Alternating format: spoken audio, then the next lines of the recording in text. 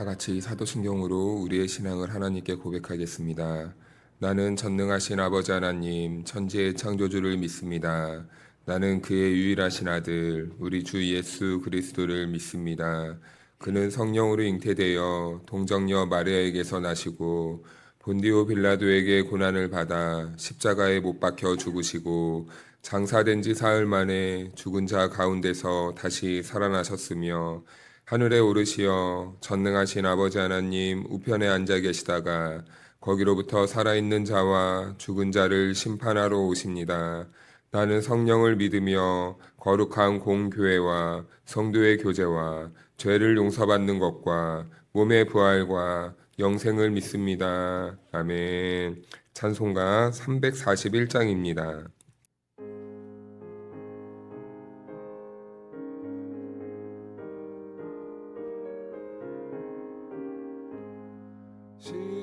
십자가를 내가 지고 주를 따라갑니다. 이제부터 예수로만 나의 몸에 삼겠네. 세상에서 부귀 영화 모두 잃어버려도 주의 평안 내가 받고 영생 복을 받겠네.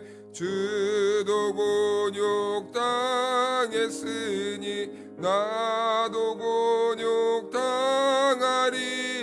세상 사람 간사나 예수 진실합니다.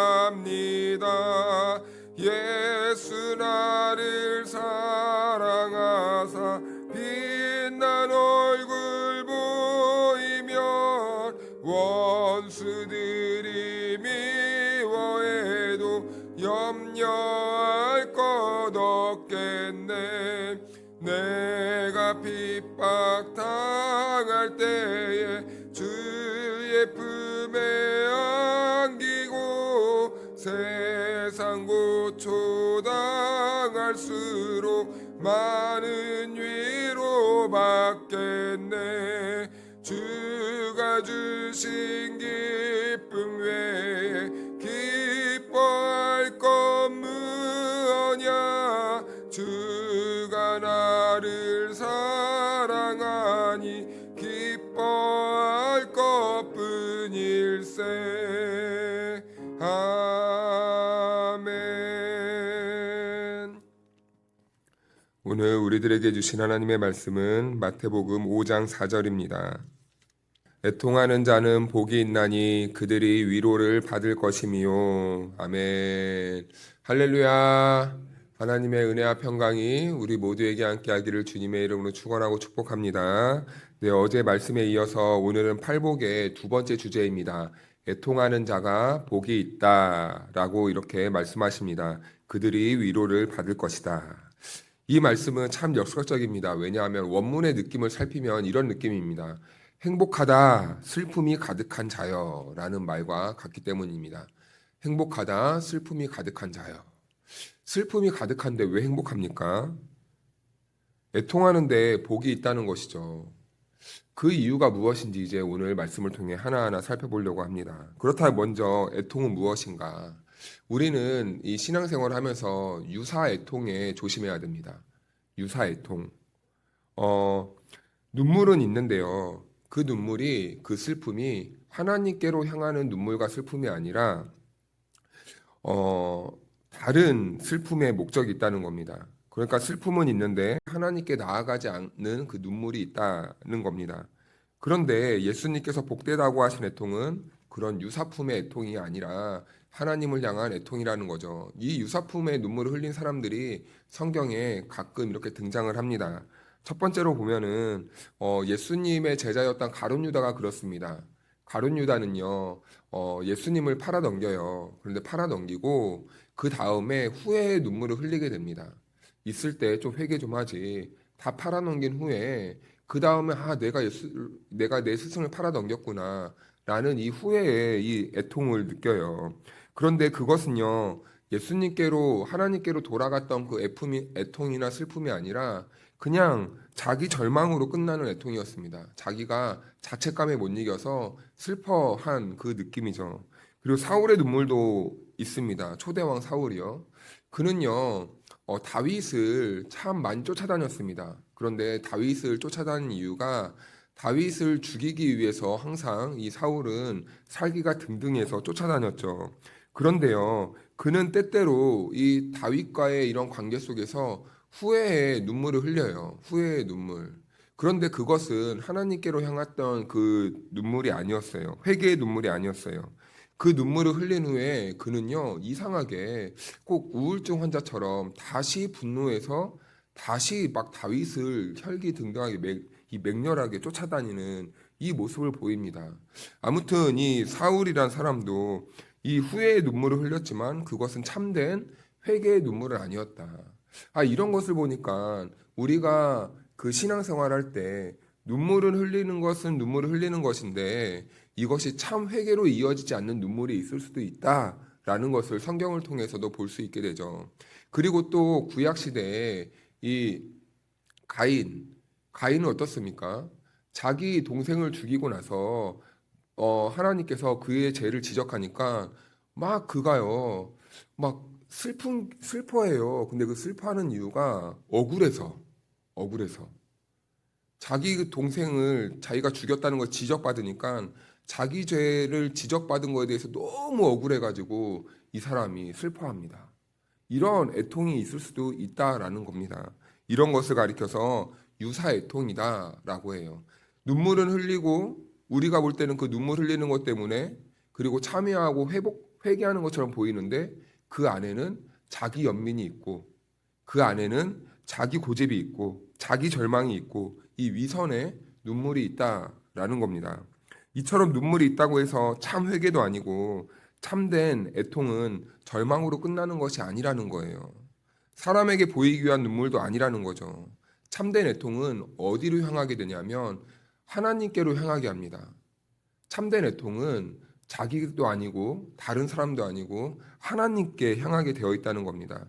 자기 안에 의가 없음을 깨닫고 하나님께 구하는 그 눈물, 그 애절한 눈물, 그 애통한 눈물, 이 눈물이 하나님이 받으시는 애통의 눈물이라는 거죠.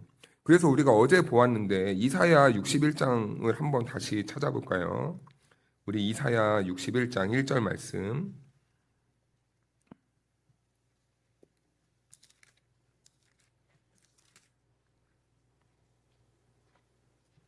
잠깐 이 말씀을 펴놓고 우리가 말씀을 나눠보고자 합니다. 이사야 61장 1절 구약성경 1042쪽입니다. 우리 찾으셨으면 다 같이 한번 읽어볼까요? 시작. 주 여호와의 영이 내게 내리셨으니 이는 여호와께서 내게 기름을 부으사 가난한 자에게 아름다운 소식을 전하게 하려 하심이라. 나를 보내사 마음이 상한 자를 고치며 포로된 자에게 자유를 갇힌 자에게 노임을 선포하며. 아멘. 여기에 보니까 어제 우리가 보았던 이 가난한 자라는 사람이 나오고 그리고 마음이 상한 자가 나옵니다. 이 마음이 상한 자가 애통하는 자입니다. 그래서 이사야가 말한 이 가난한 자와 이 마음이 상한 자, 이 사람들은 어떤 사람이냐면 지금 현재 바벨론의 포로로 끌려간 그 이스라엘 민족들을 말하는 겁니다. 그들은요 지금 자기 힘으로 돌아올 수 없는 상황에 묶여 있어요. 매여 있어요. 그 공간에 갇혀 있습니다. 예배는 무너지고 삶도 무너졌고 그리고 고통 속에 묶여 있는 존재들이 바로 이스라엘 백성들이에요. 그들은 고난 속에서 깨달았습니다. 우리를 구원해 줄 자가 누군가. 우리 힘으로는 이제 이 상황에서 벗어날 이제 힘이 없구나. 이 상황을 끌어줄 사람이 없는가. 그들은 마음이 가난해졌어요.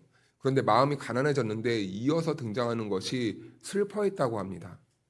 나를 구원해 줄 사람이 누가 있는가? 나를 도와주실 이가 누가 없는가? 가난한 마음은요, 그래서 애통으로밖에 이어질 수 없다라는 겁니다. 우리들의 한계를 느낄 때, 내 힘으로 할 수 없다고 느낄 때, 그때 비로소 진정한 하나님을 향한 애통한 마음이 나온다는 거예요. 하나님, 도와주십시오. 하나님, 이 사망의 권세로부터 제가 빠져나올 힘이 없습니다. 이 죄의 권세로부터 나올 힘이 없습니다. 제가 제 자신에게서부터 빠져나올 수가 없습니다. 제 고집에서부터 제가 이겨낼 수가 없습니다. 어떡합니까? 주님만 주인으로 모시고 살아야 되고 주님만이 나의 구원자 되신다고 하시는데 이 절망 가운데서 저는 어떻게 합니까? 도와주십시오라고 하면서 그 애통의 마음을 갖는 것, 애통의 눈물을 흘리는 것, 이것이 진정한 애통이다라는 것이죠. 그래서 그들은요, 가난한 마음으로 애통하면서 메시아를 기다렸다는 것입니다. 그들은 가난한 마음 가운데서 주님 도와주십시오. 하나님 살려주십시오. 하나님 회복시켜 주십시오. 그 고통 속에서 늘리는 참회의 눈물, 진정한 애통의 눈물, 마음이 가난한 자만이 흘릴 수 있는 그 하나님 앞에서의 진실된 눈물, 이 눈물을 그들은 이제 흘려게 됐다는 것이죠. 그러나 그들의 애통은요, 하나님께서 메시아를 통해 위로해 주실 것이라고 약속해 주십니다. 우리 이사야 61장 2절을 이어서 볼까요? 시작. 여호와의 은혜의 해와 우리 하나님의 보복의 날을 선포하여 모든 슬픈 자를 위로하되. 아멘. 여기 말씀을 보니까 애통하는 자는 복이 있나니 그들의 위로를 받을 것이요, 예수님이 말씀하셨는데, 이사야의 말씀을 보니까 단순히 슬픔은 사라지는 것을 뜻하는 것이 아니에요. 참된 애통이란, 참된 위로란 하나님이 함께 하시고 그들의 슬픔을 갚아주신다는 것을 말씀해 줍니다. 그러니까 이것은 하나님의 임재가 그들에게 임하게 될 것이라는 거예요. 우리 시편 23편 4절을 한번 찾아볼까요? 시편 23편 4절.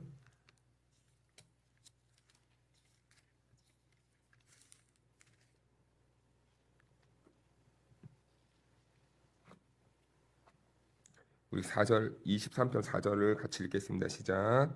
내가 사망의 음침한 골짜기로 다닐지라도 내가 해를 두려워하지 않을 것은 주께서 나와 함께 하심이라. 주의 지팡이와 막대기가 나를 안위하시나이다. 아멘. 다윗의 고백이지 않습니까? 그는 어려운 가운데서 이 고백을 하는 거예요. 기분 좋을 때 이 말을 하는 것이 아닙니다. 사망의 음침한 골짜기가 그 가운데 있어도 위로를 받을 것이다 라고 말합니다. 자기의 삶에 두려움이 엄습해오고 자기의 삶에 고단함이 엄습해오고 자기의 삶이 무너짐을 경험할 때 그때 주와 주님이 나와 함께 하시기 때문에 위로를 얻게 됩니다 라는 이 고백을 하고 있는 거예요. 그래서 성도의 위로는요, 단순히 우리가 이 삶의 현장에서 나의 어려움이 해결되는 것, 그것 따위가 근본적인 해결이 아닙니다. 그런 것과 상관없이 우리가 어려움 속에 있어도 그곳에서 주님이 나와 함께 하심을, 임재하심을 경험하는 거예요. 어린 아이가 어려움을 당할 때 울부짖습니다.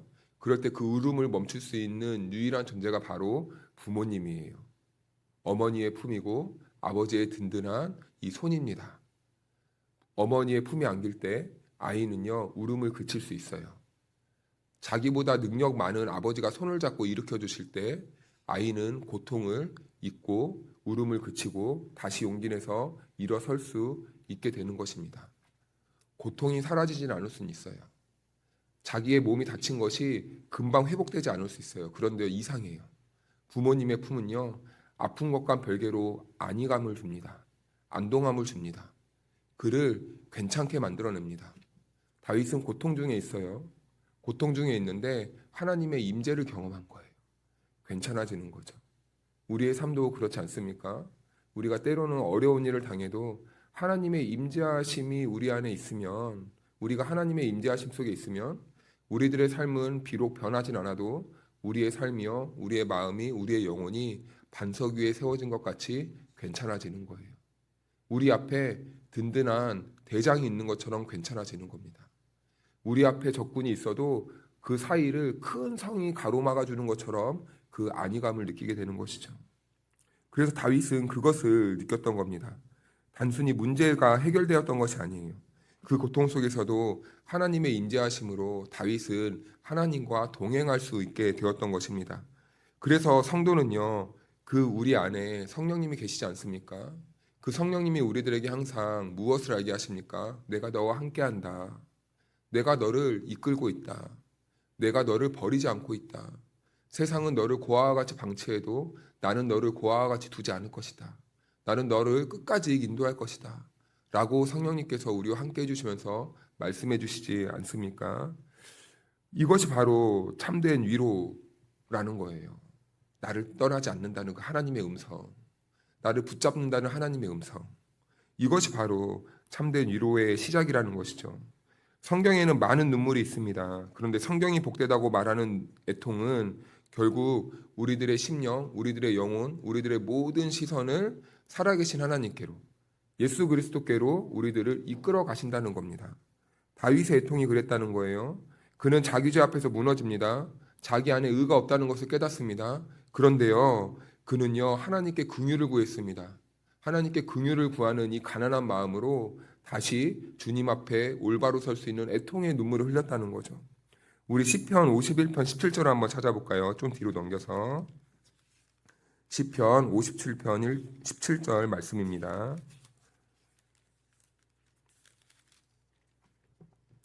시편 51편 17절 우리 같이 읽겠습니다. 시작. 하나님께서 구하시는 제사는 상한 심령이라 하나님이여 상하고 통회하는 마음을 주께서 멸시하지 아니하시리이다. 아멘. 참된 애통은 자기 안에 자기를 건져낼 힘과 능력이 없는, 자기 안에 의가 없음을 아는 데서부터 시작하는 거예요. 주님, 저는 주님밖에 없습니다. 이 사망의 권세로부터 이겨낼 수 있게 해주시는 분은 주님밖에 없습니다. 그러니 저는 주님이 필요합니다. 이 절망을 경험하고 이 절망을 하나님께서만이 구원해 주실 때 있다는 그 믿음이 있는 사람들만이 진정한 애통의 눈물을 흘릴 수 있다라는 겁니다. 이것이 바로 참된 애통이라는 거예요. 그래서 애통하는 자는 복이 있다라고 말합니다. 왜 그렇습니까?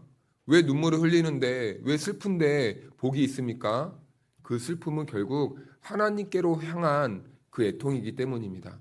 우리가 하나님께로 향한 그 슬픔이 있기 때문에 우리는 행복한 사람이다, 복되다 라고 말하는 거예요. 왜요? 우리의 상황은 변함이 없지만 우리들의 심령과 우리들의 신앙의 중심이 하나님께 향하고 있기 때문에 그는 망하지 않고 복된 존재다라는 것입니다. 그래서 사랑하는 성도 여러분, 오늘 예수님은요, 애통하는 자는 복이 있나니 라고 말씀하셨습니다.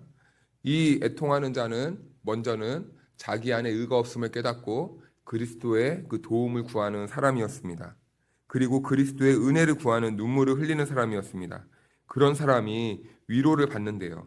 왜냐하면 하나님께서 그 슬픔 가운데, 그 절망 가운데 함께 하시기 때문에 그는 참된 위로를 받는다고 말씀합니다.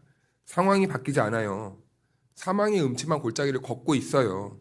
그런데요, 주님께서 나와 함께 하신다는 것, 사망 가운데 함께 하신다는 것, 사망의 음침한 골짜기에서도 나와 함께 하신다는 것, 그 죽음의 깊은 자리에서도 나와 함께 하신다는 것, 그것이 바로 성도의 위로다라는 것입니다. 우리의 인생에도 애통이 있지 않습니까? 죄로 인한 애통이 있을 수도 있고, 나의 연약함 때문에 생기는 애통일 수도 있고, 그리고 삶의 여러 가지 문제와 고난과 고민들로 우리들의 삶에 애통이 있을 수도 있습니다. 그러나 사랑하는 여러분, 우리에게 다가오는 그 애통의 문제 때문에 우리가 좌절하거나 절망하는 것으로 끝나지 않기를 바랍니다. 그 가운데서도 우리 주님이 나와 함께 하심을 경험하고 그 가운데서도 주님의 임재하심을 경험하심으로 말미암아 나와 함께 하시는 예수님으로 나에게 은혜 주시는 하나님으로 말미암아 그 슬픔이 결국엔 우리를 복된 길로 오히려 인도해가는 복 있는 자들이 될 수 있기를 축복합니다. 오늘 하루 애통 가득한 삶 가운데 하나님의 임재를 경험하시고 그리스도의 위로를 누리며 살아가는 복 있는 하루의 삶이 될 수 있기를 주님의 이름으로 축복합니다. 기도하겠습니다. 자비로우신 하나님 아버지, 오늘도 말씀을 통해 애통하는 자가 복이 있다는 주님의 음성을 듣게 하여 주시니 감사합니다. 우리의 눈물을 외면하지 않으시고 상한 심령을 멸하지 않으시는 하나님께서 오늘도 우리와 함께 하심을 믿습니다. 하나님, 우리의 애통이 세상의 근심으로 끝나지 않게 하옵소서.